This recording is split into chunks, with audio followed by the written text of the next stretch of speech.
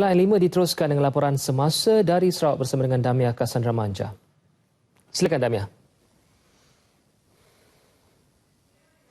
Baik, terima kasih Taufik. Assalamualaikum dan salam sehati sejiwa. Seramai 172 orang menerima pingat dan darjah kebesaran negeri Sarawak daripada Yang di-Pertua Negeri Tun Pehin Sri Haji Abdul Taib Mahmud di Astana Negeri pagi tadi. Mendahului senarai tersebut ialah Setiausaha Eksekutif kepada Majlis Mesyuarat Kerajaan Negeri Hajah Sutin Syahmat yang merupakan satu-satunya penerima pingat pentadbiran awam Johan Perkhidmatan Cemerlang JPC.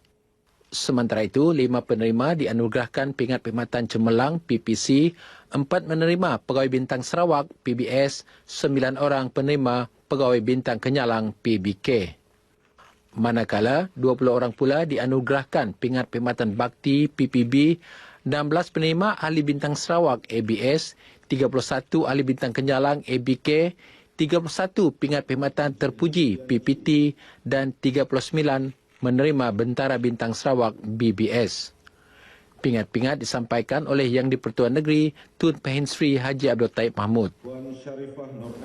Transformasi dalam bidang pertanian di Tanah Tinggi Baram dilihat berpotensi besar untuk dimajukan khususnya bagi menggalak serta meningkatkan pendapatan masyarakat Penan. Timbalan Ketua Menteri Datuk Ahmad Douglas Ugambas memberitahu inisiatif kerajaan itu juga mampu meningkatkan sosioekonomi masyarakat itu yang terdiri lebih 13,000 penduduk di 83 perkampungan di kawasan Ulu Baram.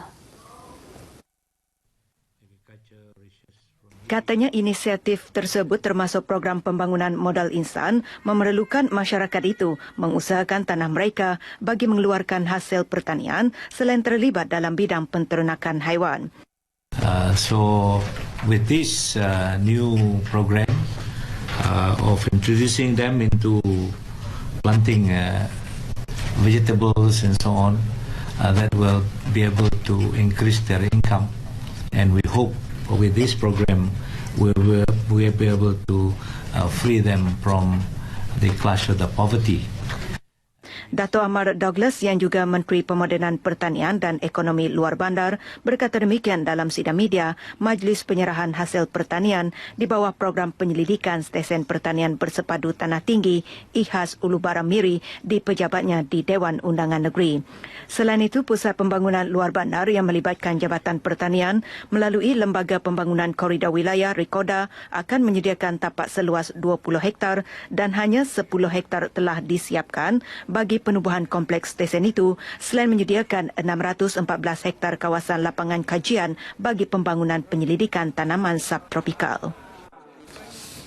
Persidangan hari ketiga mesyuarat kedua bagi penggal pertama Dewan Undangan Negeri Sarawak ke-18 Perbadanan Pembangunan Perumahan HDC mempunyai perancangan untuk menambah pembinaan rumah kos rendah dan sederhana di daerah Song.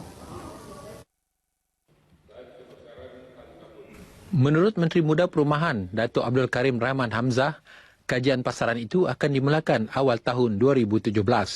Sekiranya hasil kajian pasaran tersebut positif, HDC akan mengemukakan permohonan peruntukan kepada Kerajaan Persekutuan untuk pembinaan unit-unit tambahan pada 2018. Beliau berkata demikian semasa menjawab soalan daripada Adun Katibas Datuk Ambrose Belikau Anturan.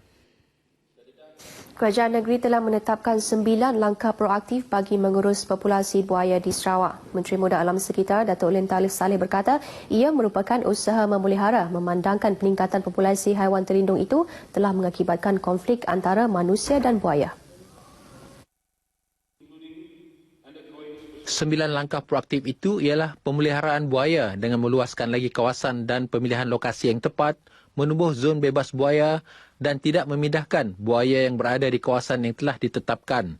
Selain itu, menjalankan penelitian merangkumi semua sistem sungai utama, menyediakan keperluan dan latihan kepada pihak penyelamat, memperkembang program 3M iaitu mengenal, memahami dan memelihara, mewujudkan kawasan buaya, menjalankan kajian menyeluruh berhubung hidupan sungai dan menggalakkan kajian mengenai reptilia itu.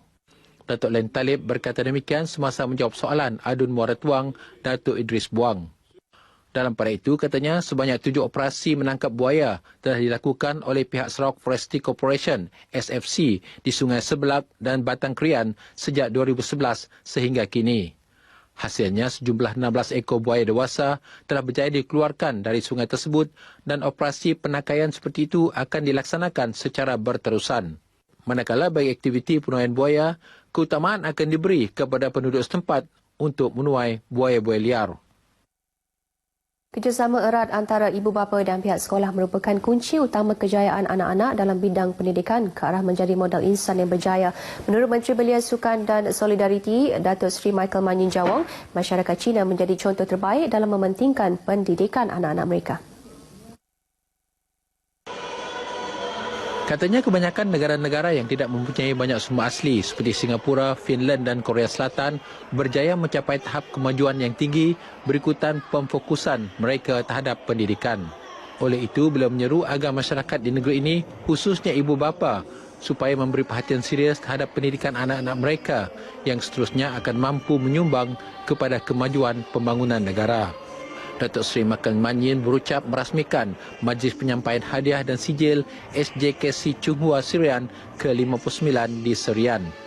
Beliau turut menyampaikan sijil kepada 33 murid yang cemerlang dalam peperiksaan ujian pencapaian sekolah rendah UPSR yang lalu. Baik, saudara, setakat ini dahulu sumbangan berita dari Sarawak untuk lintas langsung N5 petang ini, dan untuk berita seterusnya kita kembali bersama Taufik di Angkasa Puri.